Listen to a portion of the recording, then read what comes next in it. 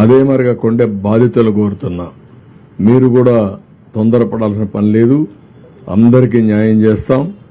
ఇప్పటికే మీరు చూశారు, 3వ రోజు చరిత్రలో ఇంత పెద్ద విపత్తు ఎప్పుడు రాలేదు. కానీ ఆ విపత్తును ఆదుకోవడం కూడా ఎంత సమర్థవంతంగా చేశామో మీరు చూశారు.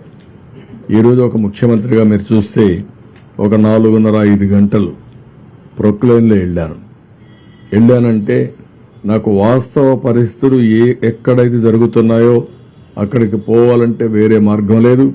నేను హెలికాప్టర్లు వెళ్ళొచ్చు, కానీ హెలికాప్టర్లు వెళితే పైన చూసేదానికి అవకాశం ఉంటుంది. డెప్త్కి పోలేం. డెప్త్కి పోవాలంటే ప్రజలతో ఇంటరాక్ట్ అయితే తప్ప సాధ్యం కాదు. అందుకని రోడ్డు మీద వచ్చి నేను చూశాను. రిమోట్ ఏరియాస్కి ఎవ్వరూ పోలేని ప్లేసెస్ కూడా వెళ్ళాను. ఈరోజు అవన్నీ కూడా స్టడీ చేశాను. ఆ విషయాలన్నీ మా వాళ్ళతో షేర్ చేసుకున్నాను. మా వాళ్ళు కూడా చాలా వరకు ఆల్ అడ్మినిస్ట్రేషన్ మొత్తం గ్యారప్ అయ్యారు. రేపు ఎల్లుండో మీకు చాలా వరకు నార్మల్సీ తేవడానికి సర్వ విధాల ప్రయత్నం చేస్తున్నాం, తీసుకొస్తాం. Thank you.